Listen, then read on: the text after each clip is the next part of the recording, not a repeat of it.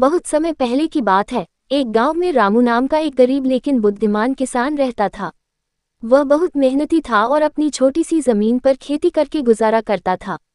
हालांकि उसकी फसल अच्छी होती थी, लेकिन गांव का साहूकार बहुत लालची था।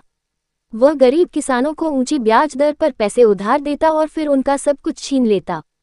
साहूकार की चालाकी। एक बार बारिश न होने की वजह से रामू की फसल खराब हो गई। मजबूरी में उसे साहूकार से कर्ज लेना पड़ा। साहूकार ने उसे शर्तों के साथ पैसा दिया, अगर समय पर कर्ज नहीं चुकाया तो रामू की जमीन उसकी हो जाएगी। रामू ने कड़ी मेहनत की, लेकिन अगले साल फिर सूखा पड़ गया। साहूकार ने कर्ज चुकाने का दबाव डाला और कहा, या तो पैसे दो या अपनी जमीन मेरे नाम कर दो।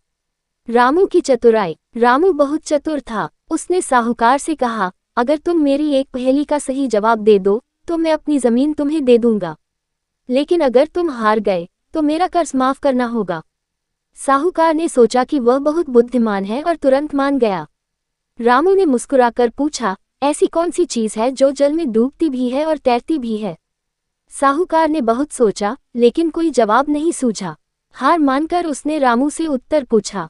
रामू ने हंसते हुए कहा, लकड़ी का टुकड़ा। अगर सीधा डालो तो डूब जाता है, लेकिन आड़ा डालो तो तैरता रहता है। न्याय की जीत। साहूकार चौंक गया, क्योंकि उसने कभी इस तरह नहीं सोचा था। उसे अपनी हार माननी पड़ी और रामू का कर्ज माफ करना पड़ा।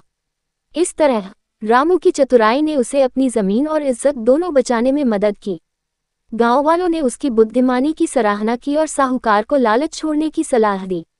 सीख। बुद्धि और चतुराई से किसी भी कठिनाई को हल किया जा सकता है, चाहे सामने कितना भी बड़ा संकट क्यों न हो।